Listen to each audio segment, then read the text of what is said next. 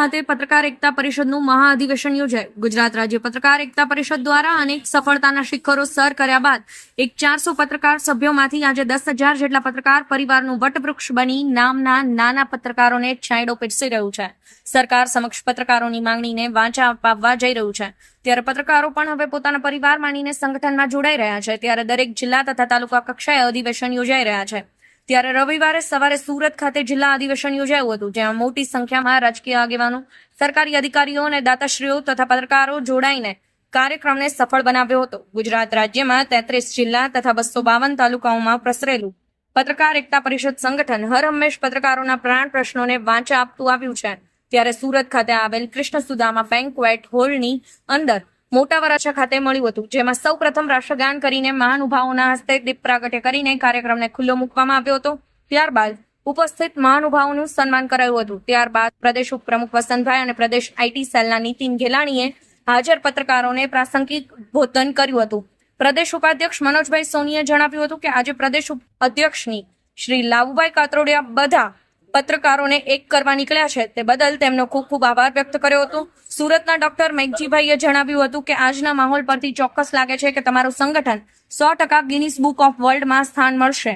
હું વ્યવસાય ડોક્ટર હોવાથી મારા લાયક જે કંઈ પણ જરૂર હોય તે જણાવવા આહવાન કર્યું હતું. ત્યારે કાર્યક્રમના ભોજનદાતા પરમ પૂજ્ય સદગુરુદેવ માળીનું પણ સન્માન કરવામાં આવ્યું હતું. તેમજ અધિવેશનના મુખ્ય દાતા અરવિંદભાઈ પટેલનું પણ વિશેષ સન્માન કરાયું હતું. ત્યારબાદ અન્ય હાજર મહાનુભાવો દ્વારા પણ પ્રાસંગિક પ્રવચન આપવામાં આવ્યા હતા. ત્યારે સુરતની પત્રકાર એકતા પરિષદ ટીમ દ્વારા પણ જિલ્લા પ્રમુખ સતીશભાઈ કુંભાણીનું સન્માન કરવામાં આવ્યું હતું. ત્યારબાદ તમામ મહિલા વિંગ દ્વારા પ્રદેશ મહિલા વિંગના અધ્યક્ષ સમીમબેન પટેલનું પણ સન્માન કરાયું હતું. તેમણે જણાવ્યું હતું કે સરકાર દ્વારા જે મહિલાઓને પ્રાધાન્ય આપ્યું છે તે રીતે જ પ્રદેશ અધ્યક્ષ શ્રી લાવુભાઈ કાતરોડિયાએ પણ આપની ટીમમાં મહિલાઓને એટલું જ કવચ આપે છે. ત્યારબાદ પ્રદેશ અધ્યક્ષના હસ્તે નિમણૂક પત્ર એનાયત કરવામાં આવ્યા હતા. આ પ્રસંગે ખાસ ઉપસ્થિત પત્રકાર એકતા પરિષદના પ્રદેશ અધ્યક્ષ શ્રી લાવુભાઈ કાતરોડિયા દાદાએ જણાવ્યું હતું કે જે પત્રકારો થઈને પત્રકારોની ટીકા કરે છે તે સાનમાં સમજી જ લેજો. આ સંગઠનમાં નાના મોટાનો ભેદભાવ નથી. પીળું પત્રકારત્વ કરતા લોકોનું આ સંગઠન નથી. સાચા અર્થમાં પત્રકારોની પીડા સમાજને પણ નથી. પત્રકાર સ્વમાની છે, તેને પ્રામાણિક રાખવાની જવાબદારી સૌની છે. આ સંગઠનના પત્રકારો પત્રકારત્વની સાથે સેવાઓ પણ કરે છે. સૌથી ખરાબ પરિસ્થિતિ પત્રકારોની ગુજરાતમાં છે. ત્યારે હવે ટૂંક સમયમાં જ આ પ્રશ્નો ઉકેલાઈ જશે.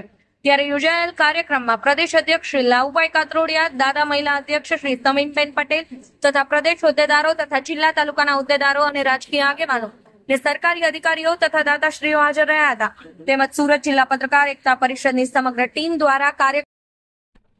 રોનક ધોબી, વઢિયાર સમાચાર, પાટણ.